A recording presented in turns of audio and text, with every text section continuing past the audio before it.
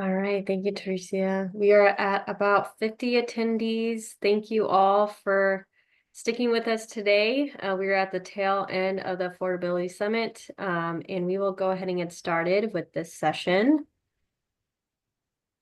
Let me go ahead and just move this over. All right, so hello everyone, and again, welcome to this breakout session on leveraging partnerships for student success and access. Thank you again for joining us today. We are super excited to explore how partnerships can enhance educational access for students in our communities and your communities as well. Just like to introduce myself real quickly. My name is Komal Singh, and I'll be moderating today's session. Here at CSAC, I am the CalSOAP coordinator. CalSOAP stands for California Student Opportunity and Access Program. It's a mouthful, so we call it CalSOAP, where I work with 16 CalSOAP programs, of which 2 of which Linda and Monica are program directors. At CSAC, our mission is to make education beyond high school financially accessible for California students. Especially now, more than ever, we envision a California where all students, regardless of their background or circumstances, can achieve their educational goals and contribute to their communities. At CSAC, we work to provide students with access to critical financial resources and support, ensuring that higher education is possible. This work is especially important as financial and educational systems are continually stretched to meet the needs of students from all backgrounds. So our efforts are only possible because of the partnerships with like-minded organizations dedicated to the student success. So again, this session aligns with the summit's overarching theme of affordability by showcasing partnerships preparing for higher education.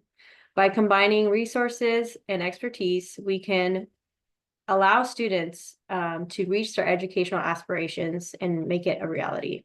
So again, today we are excited to hear from 2 leaders who have extensive experience working with CalSOAP, where strategic partnership is a cornerstone of their program success. They are dedicated to building pathways for low-income, first-generation students and marginalized students in general across California through relationship and partnership building. So just to go over what we're going to talk about today. So I will be going over an overview of what CalSOAP is, the program itself, and then I'll pass it on to Linda and Monica, who are going to be our speakers, on understanding what is strategic partnership and how it's applied locally at their local programs. So I'm going to do a quick overview again of what CalSOAP is. So CalSOAP is that big, long acronym for California Student Opportunity and Access Program. CalSOAP is a state-funded initiative basically to help students get access to financial aid to attain their post-secondary educational goals. Specifically, CalSOAP is catered to service low-income, first-generation, and underrepresented students. So that way they get the access they need to succeed in college. CalSOAP has various amounts of services. They provide FAFSA, CADA assistance, training and resources to student advocates. So that way, again, they have that pathway to post-secondary education. CalSOAPs work with marginalized students and student advocates for application completion. That includes FAFSA, CADA, and also college application. They do this through workshops and one-on-one advising and working with their local communities. As you can see here, we have 16 CalSOAPs across the state. And you can see that there are definitely some areas where CalSOAPs are stretched. So that is why partnerships and relationship building and leaning on other organizations is so vital for the success of CalSOAPs and other programs that are advocates for student success. One of the key parts of CalSOAP is they have a really great integrated system. It's a consortia structure that really builds community-based organizations to come together to reduce duplicated efforts and provide a comprehensive service to the students that they're serving. And this was through legislative support, Senate Bill 737, that helped push the alignment of CalSOAP. I love this slide because it just shows the impact of CalSOAP as a state program. So as you all know, last year wasn't great for FAFSA and just application completion rates in general. So what I'm showing here is on the right side of your screen, you're going to see the 23-24 financial aid cycle application completion rates. You can see here that students who did not receive a CalSOAP service had a 60.1% application completion rate. Versus those who did receive a CalSOAP service, they had at about a 75% application completion rate. Last year, as we all know, students needed more resources, more support, more than ever. So you can see here on the left side for 24-25 financial aid cycle, students who didn't receive a CalSOAP service had a 45.5% application completion rate versus students who did receive a service had a 68.1. So that CalSOAP service led to a jump of 22.6%. And this just shows how vital and integral CalSOAP services are to get students from completing their application. So with that, I am going to turn it over to our speakers for today, Linda Dowdy and Monica Montenegro, to emphasize how partnerships are vital to student success. So quick bio for our two speakers for today. First, we have Linda Dowdy. Linda joined San Diego and Imperial County's CalSOAP back in 1994. Over the years, she's been a huge champion of student success and K through 16 initiatives, building a pipeline of support from middle school through college. She leads a team that reaches 10,000 students annually in 49 high schools. Linda's efforts provide comprehensive mentoring and outreach services from financial aid guidance to college and career readiness programs. Her work has not only increased access to education, but also earned her program the 2024 Community-Based Organization of the Year Award for San Diego County. Next, we have Monica Montenegro. She has dedicated her career to advocating for low-income students and expanding their access to higher education. Since 2000, she has served as the executive director of the East Bay Consortium and the director of East Bay and Solano County Consortium, part of the CalSOAP program. Her leadership has played a crucial role in fostering partnerships to support students and their families in these regions. So again, now let's turn it over to Linda and Monica as they share how their partnerships have enhanced student access and success across their communities. Please feel free to drop any questions in the chat and we'll address them after the presentation. So I'll go ahead and turn it over to Linda. Hello, everybody. Again, my name is Linda Dowdy. And first of all, I want to make sure that we're all on the same page. I'm going to spend a few minutes talking about what is a strategic partnership. And a strategic partnership is, next slide, please, is leveraging partnerships, is a strategic way in which your program grows your program. It's the sharing of the resources that you have. It's expanding your target markets and reducing a lot of the risks that you have. These partnerships, strategic partnerships, can be formal or informal, but it also involves a lot of joint goals, resource sharing, relationships, and developing strategic allies. Because in the work that we do, we have found over the years that you cannot do it alone. There's not enough state money. There's not enough people you can hire. It is going to have to come in the form of some kind of collaboration. So as we go through strategic partnerships, this is really important. Next slide, please. People always ask me, why are you out here trying to form partnerships all the time? And again, I said, I can't do the work alone. It's not just about me, it's about the community. It's about everybody getting on the same page. And I use it to gain more people and the talent to do the work. Fortunately, with only 8 people in my team, it's very hard to do it with even 70 college students working for us. But we can multiply what we do by gaining more people who can do talents that we don't have. It's also why do we implement it is we're talking about not duplicating services. In my county, there's a lot of other programs. We have tons of TRIO. We have First Gen. We have a lot of new programs springing up. But the only way that we can do this, and we call it one band, one sound, that not to duplicate services. All of us are trying to get on the same page and figure out where the needs are. I also like the fact that you could have different voices in the room with different perspectives. For me, it is very easy for me to expand vision. We went from initially when I first started CalSoap, we were in San Diego Unified School District. Not very well, right? And then we expanded to Sweetwater Union School District. We have expanded to Grossmont Union School District. And now we even do Oceanside School District. And in between, there are selective times when we are talking to other schools. So we need these partners with these different perspectives. We're also looking at everyone on my team. We need people who have a diversity in terms of making sure the languages of the people that we serve are being utilized. And finally, I talk about why do we implement partners leveraging? I need to strengthen marketing to diverse communities. In one school alone at Crawford High School, for example, there are over 50 different languages spoken. And so we need to figure out how do we reach, how do we touch, how do we get the word out? And I like to call it marketing 101, right? If you don't have, and that's not what our expertise is. So we need the languages.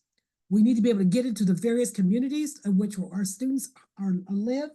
And we need and some within the same district have different requirements. Just because you're in one district doesn't mean that everybody in the district's the same. And it all goes back to equity. Next slide, please. I want to talk a little bit about best practices to leverage partnerships. These are 8 things that I look at when I do look at partnerships. First of all, I need to make sure that the partners that I have that are working with CalSoap is about the people that we are serving. I've had numerous conversations with people who come in there. We can buy a program. We can do this and that. And I give you a classic example as I was invited to lunch a couple years ago with someone who wanted to form a partnership. And in the middle of lunch, he said the wrong thing. He says he wasn't interested in my low-income first-generation students. He was interested in students that could pay for his service. And he called them those students. He called my students those students. And I was very offended. And I just told my assistant director, stop eating, we're done. Because the goals were clear. He was not going to be a great partner. We also like to be able to look at goals that make sense. Everybody's got to be on the same page. Like I said, one band, one sound. If we're not on the same page, then why are you my partner? It's like dancing. I equate this to dancing. We're all dancing now. But if I'm doing the tango and you're doing the running man, we're doing the same thing, but we're not even in the same ballpark about how we do it, the same rhythm. So we're looking for people. Best practice is you got to find people who are kind of your goals. You can always expand what your goals look like, but you got to be at least in the same room, going in the same direction at the same time. I also talk about identifying strategic partners. There's a couple things that I look at. I look at people's values. What do you value? I talk about moving in the same direction. Are you compatible to what we do? And compatible could be like that example of the yes, they were educational group, but they were not compatible. So that's how I use it, right? So, and that's important for me. The next one is access your resources. Assess your resources, which means basically, what do you need that you're missing in your organization that you need? Those are how I go out and seek I go out and have conversation or lunches or meet with people. It's about when I assess my resources, I talk to my legislators about the pipeline. How's the money coming? Are we going to be safe? That kind of thing. But I'm also looking at what's missing within my own organization that I do not have. For example, technology is a big thing. That's not something that I think that we do really, really well, but one of my partners could help me with technology. I can look for people support. Like I said, we have a very small staff that works with 10,000 students. How do I do it? It's getting everybody, community groups on the same page, outreach programs on the same page within the same school. So those are the kind of how you look at your resources. And also materials. What materials do you have that I don't have? Because so often I don't have the ability to print, or they give away incentives, which I can't give away, right? So those are the kind of things we look at resources. It's about building relationships. It's about the trust factor. Can I believe that if we sit down here and have a conversation about something, that I can trust you to deliver what you said you're going to deliver? If you can't deliver, at least have a conversation or have the guts to come back and tell me, you know what, I thought I could do it, I'm not able. So then I can make that decision whether I want to keep you as a partner. I'm a strong believer in putting things in writing. It could be informal, it could be formal. But I like to say, let's look at what we both decided on. And per our conversation, this is what we're going to do. It also talks about maintaining communication. It's just not a one-time conversation that we said. It's not, in order to, like dating, you can't date me unless you come see me, right? And same thing with communications. You can't be my partner unless you're willing to meet with me, right? To meet and make that happen. Also, to go out of your way to make it happen. It's more than just saying I want to meet, but picking up the phone when you know something is going bad. Pick up the phone and tell me, this is not working at this high school. Having those kind of things that make it easy for me. It's about monitoring your goals. And I tell people all the time, it's about data. Data equals dollars. I don't care what anybody else says, but in my area, we cannot do anything unless we have data that support that's going to be a good idea. There's a lot of good ideas out there. But my partners and I, we look at this. Are you leveraging your partners? Is it going to be obtainable? Is it a SMART goal? You think about all these goals. And is it something that we talk about maybe a 5-year plan and not this year plan? And finally, it's to continue relationships. I don't get into relationships unless not a 1 year, a one-time thing. The relationships have to be something that can go for a long period of time. When I talk to partners, I said, we're talking as almost like it's a forever thing. And so that's why it's kind of easy for us to do. Next slide. Now what I'm going to do is be more specific about how we do this in San Diego and Imperial counties. Next slide, please. About 4 or 5 years ago, I decided that we were doing great things. We were doing wonderful activities. But activities does not help us to grow this program. It doesn't help us to understand what is happening in our program.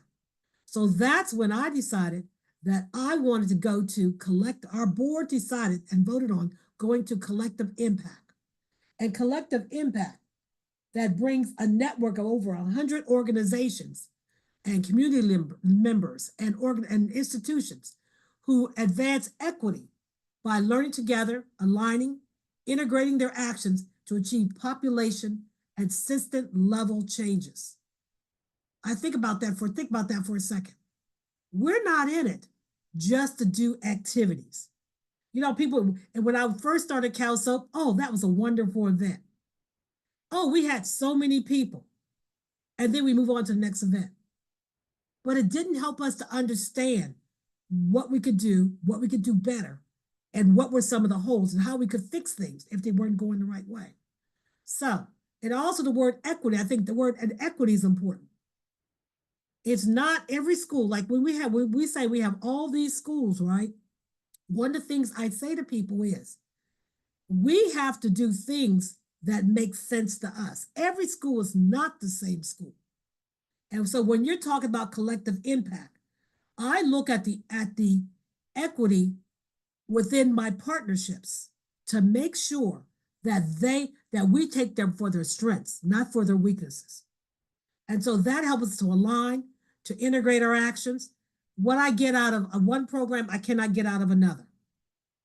Or to maybe combine together. And it's also, a network. A network is truly important to me. If something is a network, that means we're learning from each other. We're sitting there, we're having a great time. Next slide.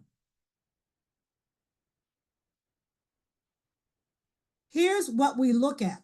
Here's what our collective impact looks like in San Diego. We use the equity lens to determine partners. Who are you serving? And I always go back and say, why are you serving this population versus that population? I want to know, are you willing to serve additional populations? Again, it's the equity lens because Cal Soap in San Diego and Imperial counties serves total schools in many of our schools. Now, there's an equity amongst how we serve them, but we got to determine, are you going to be a good partner for this? We include community members in our collaborative.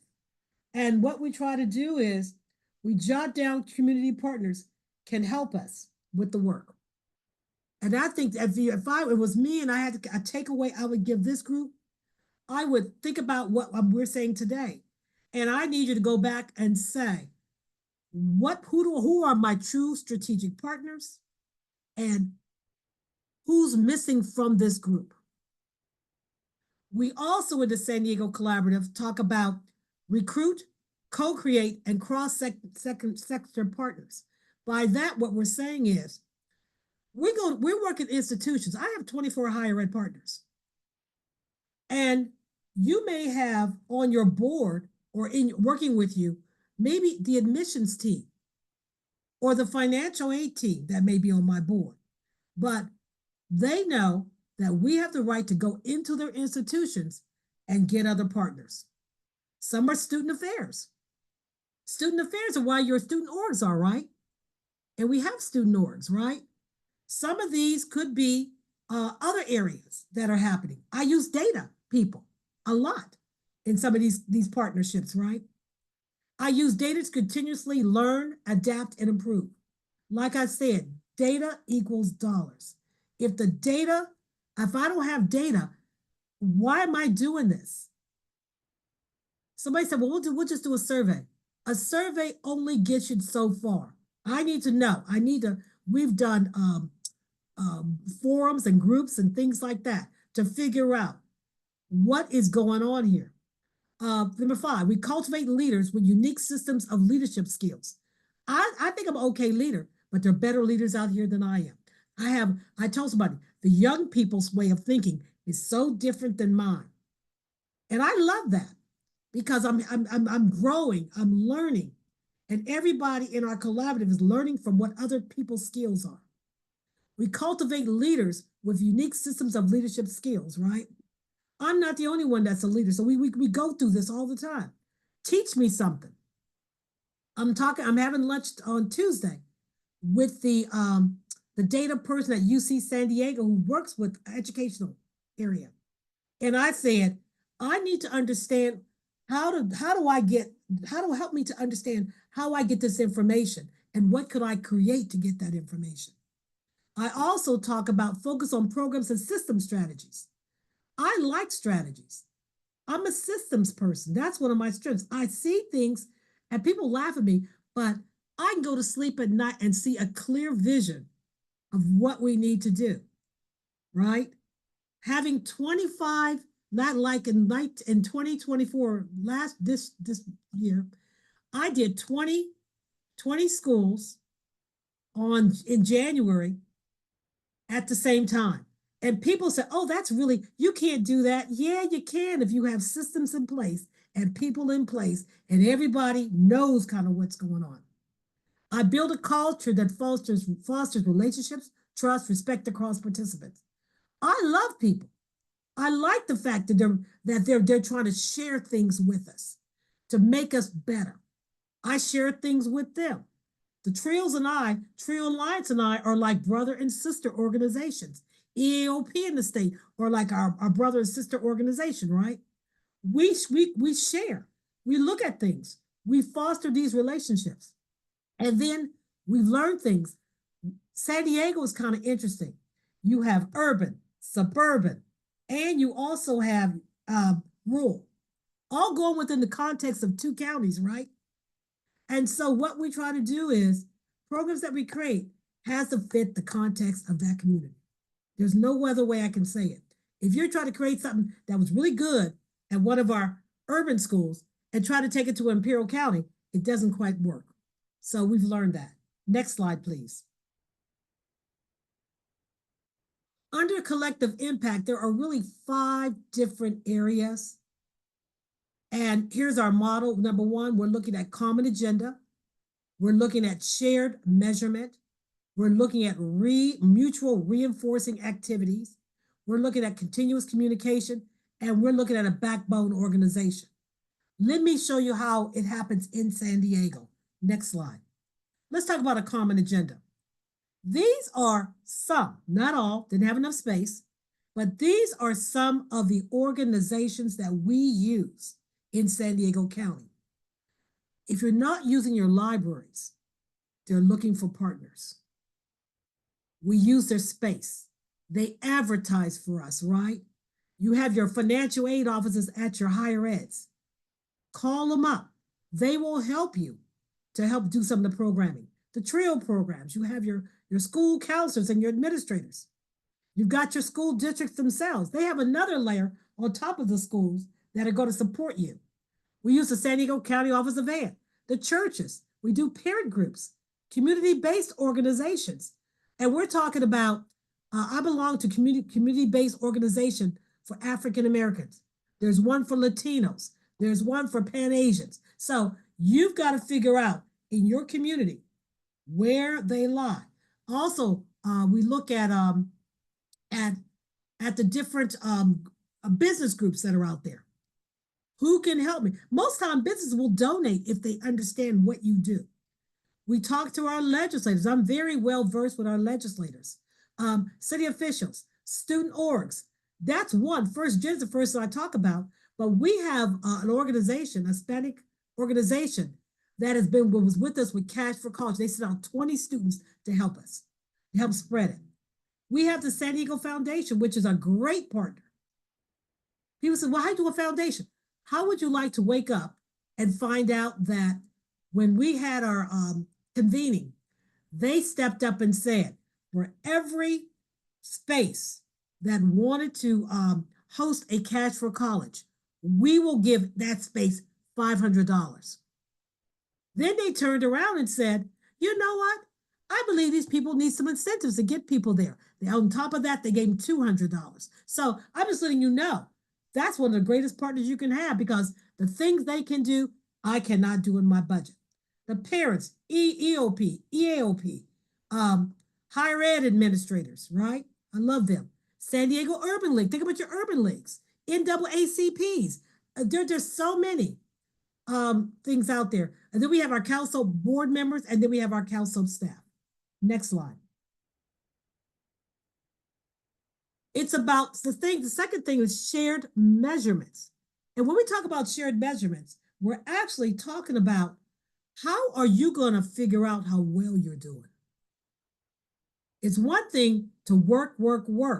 It's another thing to figure out if you're successful. And so data is important to us.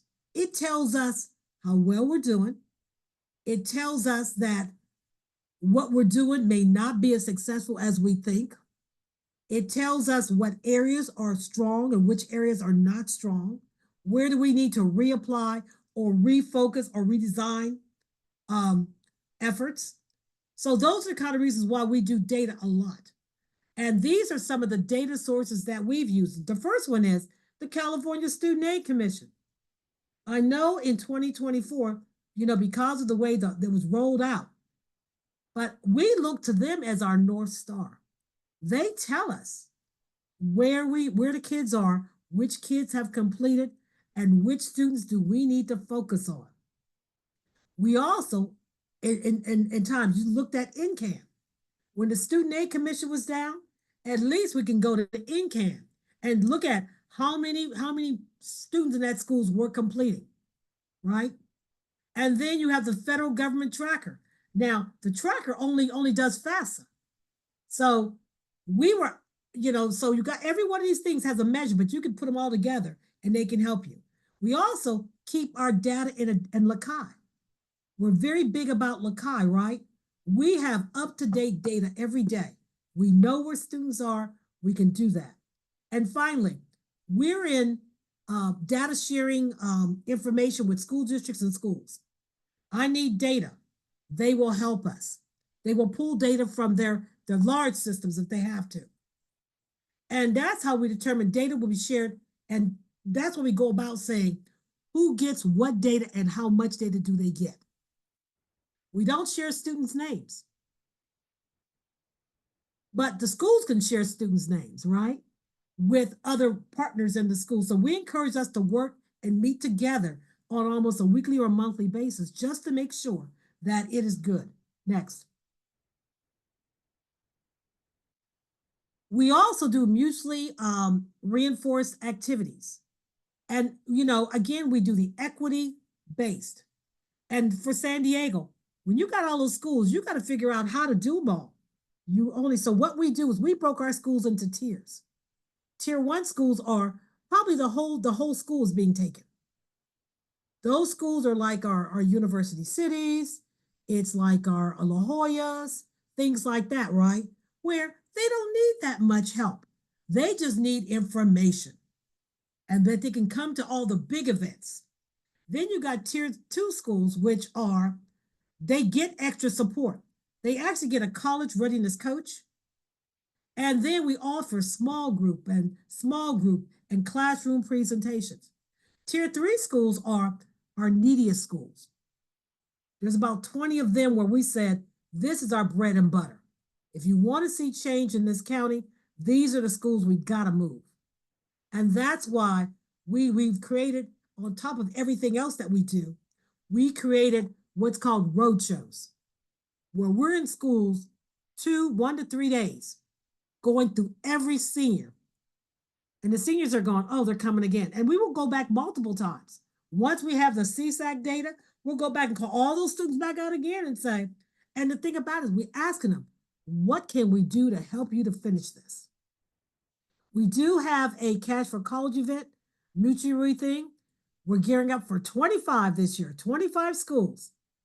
25th in the year 2025. So it's 25, 25, 25. And we are getting a lot of buzz about that.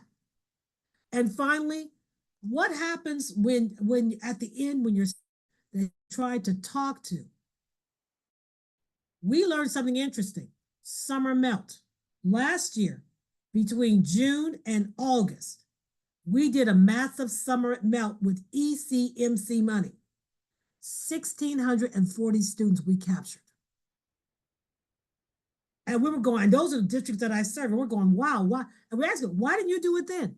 My parents, and we were talking to parents, we're talking to students. We're talking about what are you doing in the fall? Where are you going in the fall? So that helps us a lot. Next one. We schedule stakeholders meetings. You talk about continuous communications. We train staff. We deploy trainers. You should see us. I mean, I know that we work with CSAC to do the major training. Thank you, CSAC. Every year, you give us 3 days out of your calendar, 1 in Imperial Valley and 2 days in San Diego. We do 500 counselors and outreach people within that time period. And then we turn around and we do registrars that want to learn how to do better. And the training team was absolutely fabulous because that kind of pulled it together. Kent, if you need help, I'm going to put a plug in for CSAC. The people are willing to talk to you, to answer all the questions that you need. We create financial aid plans and strategy meetings at school sites.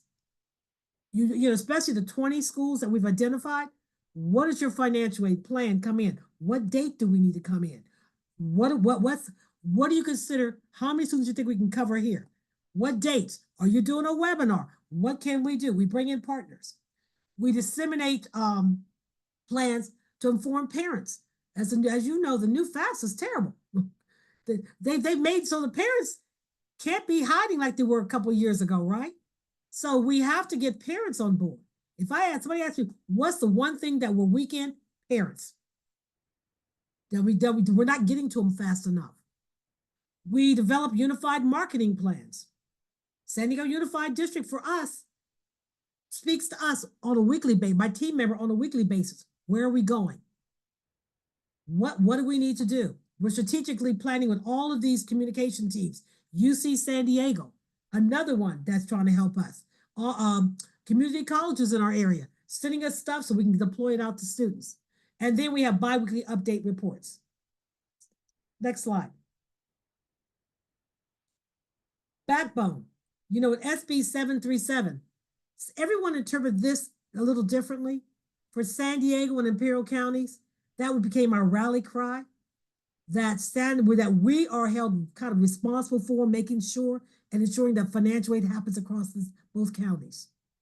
And you know, we only have a little state budget, a little bit of money, but when you can get other people helping you, it increased our budget $2,600,000. That's what partnering does for you.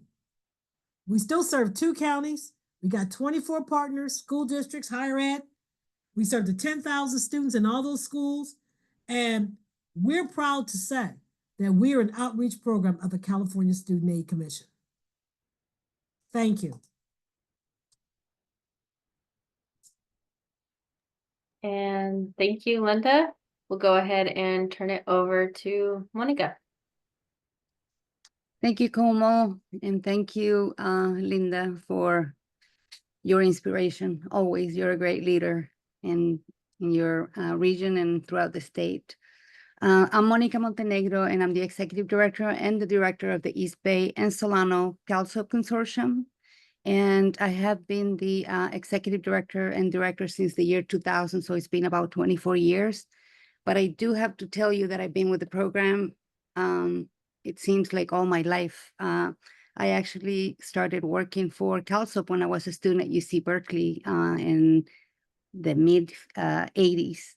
I started as a volunteer, and then I was hired as a college tutor and college advisor, and I've never left. So I worked my way up.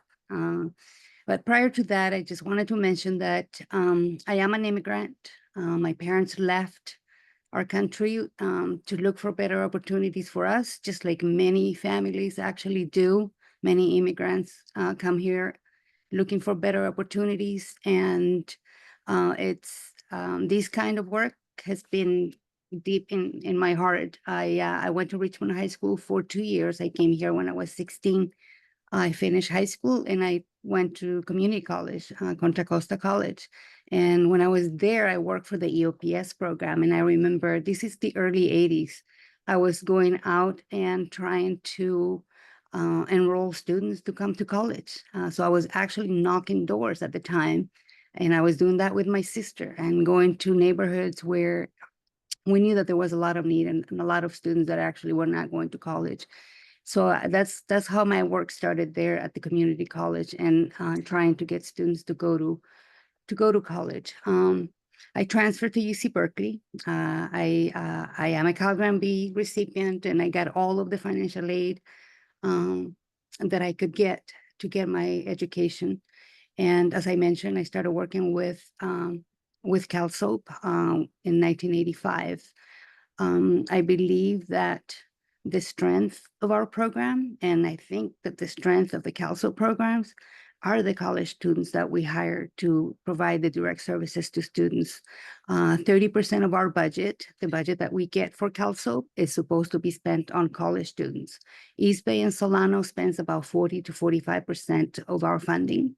to hire college students. And we're very proud about that. We have 8 people that are part of the full-time team, and all except for one started working for us when they were college students working for East Bay and Solano County. So I'm also proud about that. We are a teacher counselor pipeline in our region. And I think that that happens throughout the state. There may be people that are in this session actually that work for a counselor program, maybe when you were in college. So let's go to the next slide. I think we have a few, yeah, we have about 20 minutes. Just wanted to share with you who are the consortium members in the East Bay and Solano County. So we have one Cal State in the consortium, Cal State East Bay. We have one UC Berkeley. We have 4 school districts: Oakland Unified, West Contra Costa Unified, Vacaville Unified, and Vallejo City Unified School District. We have 2 Peralta colleges, actually 3. It's the Peralta College Community College District, which is comprised of 4 community colleges: Berkeley City, College of Alameda, Laney College, Merritt College. Then we have Contra Costa College and Solano Community College.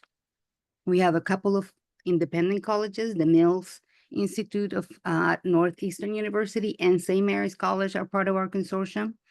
And then we have 3 community-based organizations or nonprofits. We have Centro Legal de la Raza in Oakland. We have Vacaville Neighborhood Boys and Girls Club, and we have Travis Credit Union that are part of our consortium. And everything that we do, every activity, everything that we do is actually done in conjunction, in collaboration with our consortium members. As Linda was saying, our budget is about the same amount that Linda gets, about $1 million, but we have to match that amount. That's a legislative mandate for CalSOAP. We have to match it 1-to-1 or 1 to 1.5. So we get about $1.5 million in match contributions. A lot of it is in-kind contributions, but also we have cash contributions. Now, besides the consortium members, we have other partners. And more recently, we have partnered with the City of Oakland. There's a couple of huge programs in the City of Oakland, and I encourage you all to look into the programs that are available in your communities, because there's probably funding available maybe that you can tap into. One of our programs is the Oakland Fund for Children and Youth that funds one of our programs, or partly funds one of our programs. The other one is a more recent one. It's the Oakland Children's Initiative. And these are all funds that people have voted on. They are charter amendments passed by the voters of Oakland to provide additional services to students in Oakland. And so the Oakland Children's Initiative actually is one of our programs now that provides support for us to contribute or to provide college affordability support at 2 of the major high schools here in Oakland. And also another big partner that we now have, we're part of the Bay Area K-16 Collaborative. And I know that those collaboratives exist throughout the state of California. And if you're able to tap into that, there's also funding available. So we're getting additional funding to expand our services to the Hayward area and provide services to 3 high schools there. So we're getting over $200,000 to provide that, and we're hiring a full-time staff person. So maybe we can go to the next slide. I would like to be able to show you other examples of how we partner with other member institutions. Every year we have a college information day at UC Berkeley, and we serve about 1,000 students and parents annually. And so if you're able to see who is part of the committee there, we have members that are part of our consortium that participate in it. And in order to get that many students to come, the partners are actually helping us to recruit students or to market the event. We have our consortium members that are providing workshops, making presentations during the day. It's an all-day event with not just the college fair, but college workshops as well. And we have some of the consortium members that provide support to offset the cost of putting together an event like this. And so, and also it's held at UC Berkeley. A lot of programs that are taking place now are taking place at the high schools, which is great because students are right there. But this particular event is open to all of the community, and students come from all over, actually. And the plus is that they get to visit a college campus also, and a beautiful campus that they can actually tour on that day as well. So as you can see here, the main sponsors are CSEC, the CALSO programs, the UC Berkeley Center for Educational Partnerships, and all of our consortium members that are part of the consortium, the committee. Next slide, please. Cash for College. For the past 18 to 20 years, we have been regional coordinators for Cash for College. We are no longer called regional coordinators, but we're still continuing to act as we are the Cash for College regional coordinators in the area. We this last year we provided 95 workshops, and we served over 2,500 students and families. And here's all of the partners that actually help us reach that many students and actually provide that many workshops in the community. And we formed the coalition when we started this program, and it actually, we couldn't do it without them. We have most of the financial aid offices that are at the community colleges and at the universities that are part of these. And at every one of these workshops, we want to make sure that we have a financial aid expert from a financial aid office. And then we have volunteers that are actually helping. So we have, for example, Richmond Promise, who is doing a lot of that work in Richmond, provide a lot of volunteers. We have other college access programs, like, for example, the programs at UC Berkeley, the CEP, Center for Educational Partnership Programs. They all partner with us in this effort. And ECMC, outreach programs from other consortium members are part of these as well. So we definitely, this is something that we're really, really proud of. In years before, when the application opened up in October, we've actually gone up and provided about 125 workshops. And our college student staff are many of they're the ones that are actually supporting the students, and they're trained to provide the support to the families to complete the financial aid forms. Next slide, please. The Pre-Collegiate Academy is one of our programs that we're very proud of. It started in 1991, and it started with a grant that was a 3-year grant from the National Science Foundation. This is a teacher training program, but it also involves students. It's an academic program in the morning, and then it's a college and career readiness program in the afternoon. We've been able to keep the program going because we've gotten additional support from the City of Oakland to fund some of our middle school component. Oakland Unified School District has really stepped up and helped with paying for teachers and paying for transportation and providing breakfast and lunch for students that attend the summer program. Merritt College provides the facilities. That's where the program takes place. It's an opportunity to take those 120 students to a college campus and spend the summer there along with other college students that are taking classes. And then, of course, CSAC provides funding for all of the college and career component that we provide to students, and the hiring of the college students that provide additional support also in the classroom. So this is a great opportunity. If anybody wanted to come and visit, you're welcome to do so. But we've had the program focuses in math. Math a lot of times is the gatekeeper that keeps students from going to college right away from high school to college. And so we focus on that in the morning, and we hire college students who are majoring and minoring in math and science, and many of them are interested in careers in education, and then they become teachers. And so we have some of the teachers that are now part of the program that were students in the program. So it's gone full circle. Really, we have about half of the staff that works for us during the summer are former students. So that's what CalSoup and that's what all of these other partners are actually helping with. And I think, do I have another slide, Komal? I believe that's it. I think so. And it's 3:20. And I think we're going to have a lot of time for question and answers. Yeah. Thank you, Monica. Thank you, Monica and Linda, for sharing such valuable insights.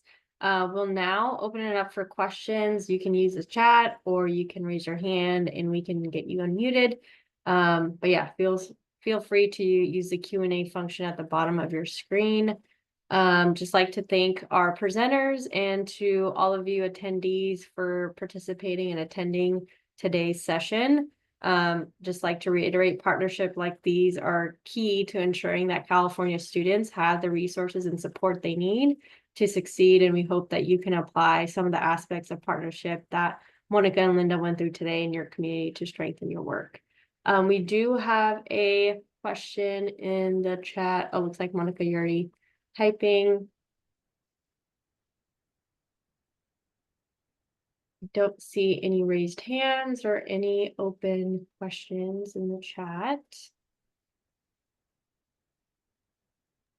But I do want to add a couple of more things, and it's, if you have the opportunity, if you're invited to participate in a committee, wherever it is, take that opportunity, because a lot of times that results in additional funding for your program. I was part of the City of Oakland Planning and Oversight Committee for the Oakland Fund for Children and Youth for about 5 years.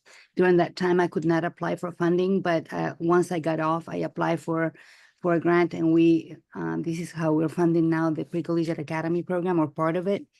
And that's exactly what happened too with the Bay Area K through 16 Collaborative. We are actually affiliated with UC Berkeley, and I was invited to be part of these. And this is how we were able to get the additional funding to expand to the Hayward area and provide additional resources. And the same with the Children's Initiative, the funding that we get through the Oakland Promise. We've been partners with them for many years, and this opportunity came 2 years ago, and we applied for it, and we're able to expand our services. So if you're invited again, please, sit at the table and be part of these important discussions that are taking place. And so that you are able to collaborate with others on key projects and activities. The work that we're doing is hard work, is challenging work at sometimes, but hard work is good work. I think I've heard that lately. I don't know where. Hard work is good work. So. I also want to say a couple of things. There's a budget crisis going on in California. People try to pretend it's not happening. It's not happening to them, but we know that it's going to be, we're going to start seeing a lot of funding, people questioning funding and things like that. This is the time for people to mobilize together to figure out well, I've got 5 cents and you got 10 cents, and can we work together? So that's what I'm going to encourage people to do, to reach out. Just, don't be shy. I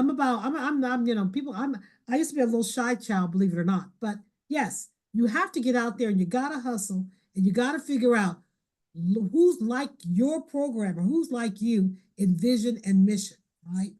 And like my mother used to tell me, the squeaky wheel gets the oil. You can't be sitting around in your offices thinking that, well, I'm going to do with just what I have to deal with. If you want your programs to grow, you got to keep one eye on your program and one eye on what's happening outside your program to see where there's opportunities, because that's how my program grew. It's because of the opportunities that are out there. It didn't grow because I sat around in my office trying to work on it. And I know our programs work in schools, but even in schools, I have my ear up going, oh, you got extra money. Oh, that's interesting. And you got to be thinking creatively about how does your program help somebody else or make, even though I know about being hard work, but I want to lighten the work for some people by being available to help them. So at the schools, we're supplementing the work that counselors do. Somebody at a previous presentation said, we're not there to replace the counselors, but we're there to supplement the work that they're doing. And so one of the things that we definitely make sure that we do is we work together with the other college access programs, if there's other access programs at those school sites, and we make sure that every student at the school is being served. So if so many students are being helped by other programs, CalSOP will take the students that are not part of any other program, just because we want to make sure that all the students are getting the services at the school sites.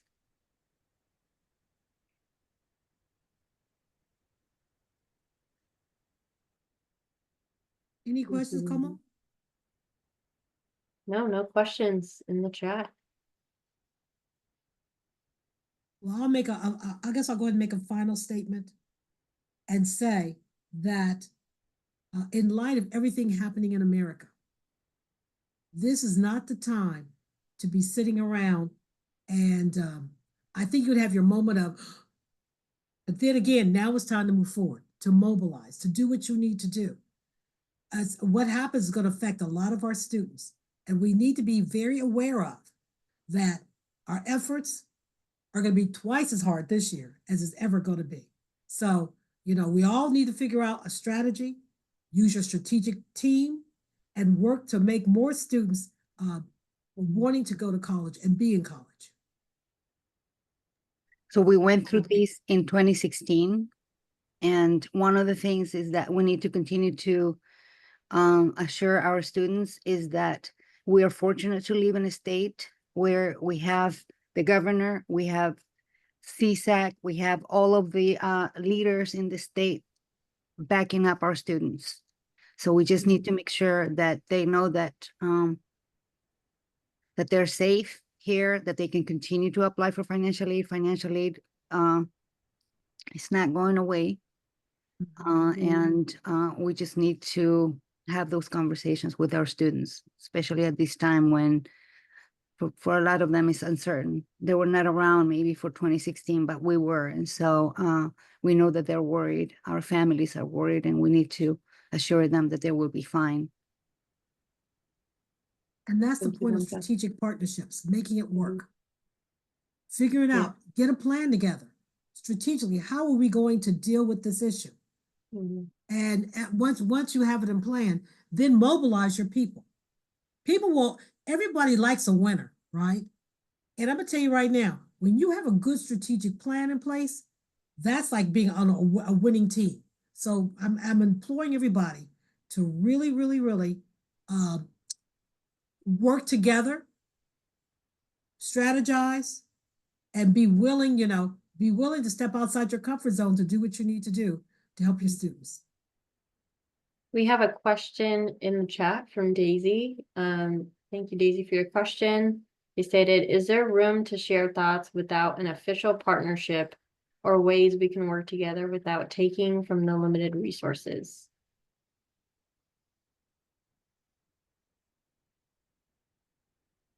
I think the conversation should be about putting people in a room. Like when we did our August 7th event, we put people in a room that didn't even know each other, okay? And we said, we talked about financial aid and we saw the data, right? I think what you need to do is try to put people in a room together who may not, they don't think they're even, could be partners, right? And show them that even if it's informal or formal, that we need you in this process. We actually, at the East Bay and Solano, we actually go outside of our region to serve, to help schools, students with their financial aid completion. If we're able to support them, we will. It's just a matter of where you're located and what the needs are. If it means that you need somebody, a lot of the schools have contacts with financial aid offices at some of the local colleges and universities. If you don't have contacts, maybe that is something that we can help with. But contact us. There are 16 CALSO projects throughout the state, and we're all in this business. So we're all helping students complete the financial aid applications. And if we're close to where you are, then we may be able to help you without an official partnership. And we've never turned anybody away. Even though I'm in 4 major school districts, we've never turned a student away. I've had people, I'm in San Diego and Imperial counties. I've had people come from LA, Orange County, to have communication with us about stuff. I'm going to answer your question and help you the best I can, or refer you to somebody else maybe in your region that can help you. We've never turned anyone away in my organization. Question, any other questions? Feel free to either raise your hand or put it in the chat.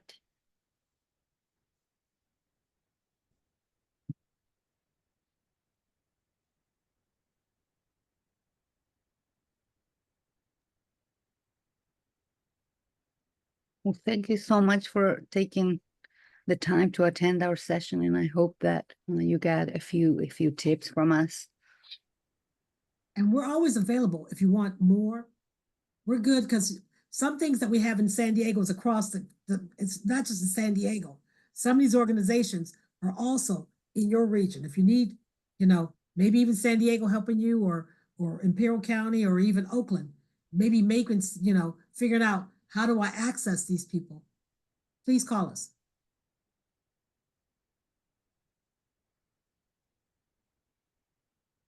All